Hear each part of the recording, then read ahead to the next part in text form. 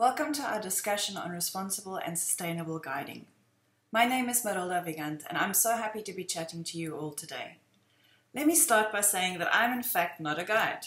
I have, however, spent the last 26 years of my life not only on the operations side of tourism, but also as the partner of a specialist field guide. Today, we're going to take these two words, responsible and sustainable, and we're going to pull them apart. So let's get started. Because I'm weird like that, I like to start with the words. I like to go back to the definitions rather than my understanding of what a word is. I do this because we come out of different lives and cultures with different worldviews, and we get sucked into using words that we learn the meaning by watching what others do and say. A word then starts meaning different things to different people in different contexts. So let's start with the word responsible. And the very first definition is having an obligation to do something or having control over or care for someone as part of one's job. I often wonder if guides understand the power and responsibility that they have. The very nature of your job is to facilitate people's experiences, expectations, and understanding. Let's take a step back and do the same with these definitions. Interestingly, the word guide is both a noun and a verb. And the very first definition is a person who shows the way to others, especially one employed to show tourists around places of interest. You have, in fact, immense power over your guests' experience. I googled how to be a responsible tourist guide and got a bunch of articles on what skills a guide should have, what a guide does, and which qualities a guide should have. That's awesome for the client to create an expectation. But what does that mean from the other side? So my question to you now would be, are you a responsible guide? What does that even mean? I want to adjust our focus a little bit. Rather than unpacking the much larger issues of responsible tourism and sustainable tourism, I want us to zoom right in to you, the guide.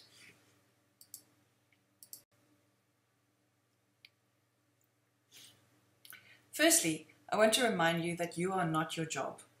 You're a husband, a father, a sister, a wife, a daughter, a brother first, before you are anything else. Guiding is what we do. It's not who you are. You might have a crazy passion for your job, and that's amazing.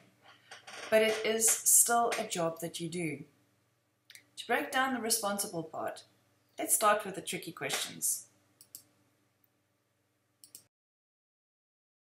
As a responsible guide, is your paperwork in order? Is the qualification that you have from a recognized CACITA accredited training provider? Is there an NQF level on with an ID number? Are you qualified and legal to operate where you are guiding? Are you registered in the correct province? Do you have the correct licenses and permits to operate in the manner and in the area that you are? If you need advanced weapon handling, have you got that, for instance? Do you have a personal or a public driver's license? Are those permits and qualifications up to date? Is your PDP still valid? Is your first aid still valid? Do you have a contract in place with your employer, the operator that is contracting you, or your clients directly? Is there terms and conditions? Is your cancellation policy clear? Do you have the appropriate professional, personal, and public liability insurances in place? If you're taking guests in a vehicle, you definitely need to make sure that your public liabilities are in place. Are you registered for tax, and are you tax compliant? Are you a member of a reputable association that can help guide and support you in your endeavors? Do you have a medical aid, life insurance, and a plan for when you retire? And when you are guiding, are you facilitating your client's experience with empathy and understanding towards their own expectations? Are you facilitating the experience with awareness, sensitivity, and empathy towards the environment and the people where you are operating?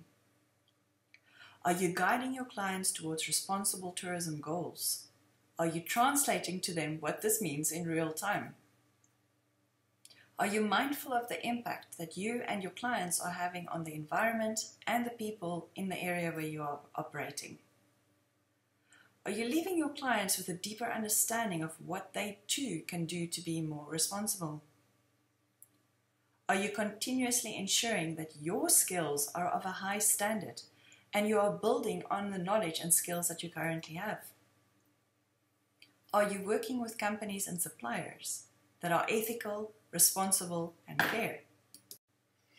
Next, let's look at the sustainable part. And the definition here is able to be maintained at a certain rate or level. Here we are going to look deep inside ourselves and ask the tougher questions. Is what I'm doing and how I'm doing it sustainable for me and the world around me? Let's start with the paperwork. If you don't have the correct paperwork and you are operating where you shouldn't, it is a question of time before something bad happens and you either end up getting sued by a client or get shut down. The same is true if your permits, the licenses and other documents required by law are not in place or up to date. A massive challenge that we had during COVID was that many of the guides were operating as freelancers and didn't have the UIF, tax compliance and other documents in place to ensure that they could apply for financial support from the government. Of course, there are challenges in the departments where the processes aren't working the way that they should, but you need to make sure that your things are in order from your side. And as a person, the biggest, toughest lesson I learned in COVID was that I could not and never will again depend on my income only coming from one source alone. The risk is just too great. So what does that look like in your life? How will you get an income if you suddenly can't guide? How will you survive? How will your family survive? The world around us is changing faster than ever before. Are you keeping up? Do you know how the fourth industrial revolution and artificial intelligence is going to impact your space in tourism? Already there are apps that replaces guides at attractions, and virtual reality is making life completely different for the traveler. Are you keeping up with the technology and changes that will help you stay ahead of the wave and on the forefront of the changing demand from the new type of traveler? So many questions. Are you starting to panic yet? Don't panic, but take action. You can't sit on the couch and keep chewing bubblegum, waiting for things to happen. Get off the couch and take action. And it starts with the small steps. If you aren't registered or qualified through an accredited training provider, do some homework and find out what is needed to get you legal. Look at your personal business model. Is it sustainable? If yes, fantastic. But don't sit back and do nothing while you're okay. Keep on pushing. If it's not okay, if your business model needs some work, what do you need to do to change that? It doesn't need to be massive changes. Small steps take you where you need to be. Upskill yourself. There are so many new skills that you can learn available on the internet. Some free and some for a small charge, but it doesn't need to cost you a fortune.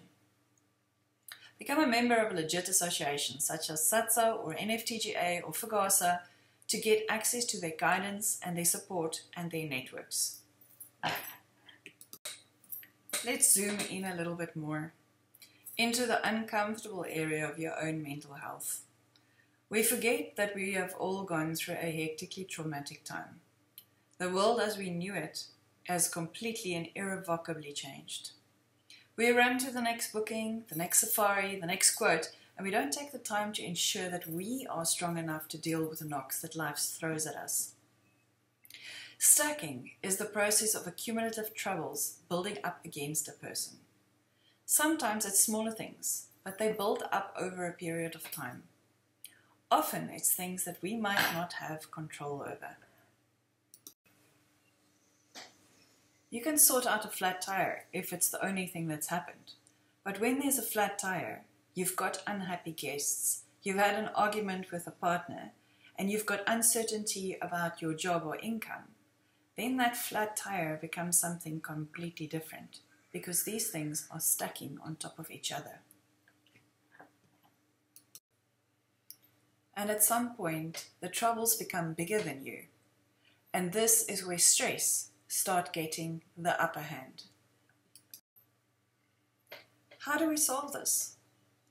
We need to ensure that our personal inner strength is stronger than the challenges and the problems that life throws at us. And it's not a decision. It's a process. It takes work. It takes a lot of work. And we do this through small steps. By starting by doing something positive. Go take a walk. Bond with the people that you love. Bake a cake. Play with a dog. Something positive that will give you energy. It seems so simple, but stacking the positive things helps us grow stronger, especially over a period of time.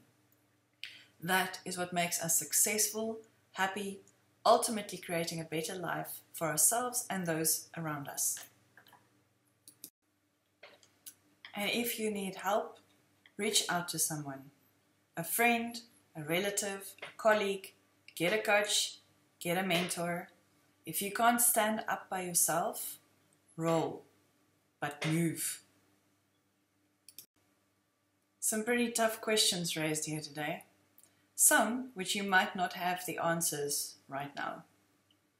Think about the smallest step you need to take in order to get you to where you need to go. If you don't know, learn. If you aren't sure, ask. If it doesn't seem right, question. It takes courage to do the right thing. I'd like to leave you with one of my favorite quotes for this year. Do the best you can until you know better. Then, when you know better, do better. I'm also including some contact details of associations that has made it their business to better our industry. They don't all have websites, but they are all on Facebook. You can find them there. Having all these questions asked isn't always easy. It's definitely uncomfortable, but uncomfortable is where the growth happens. So ask yourself, what do I need to do to be more responsible? What do I need to do to be more sustainable? And by doing that, you're creating your best life. Thank you.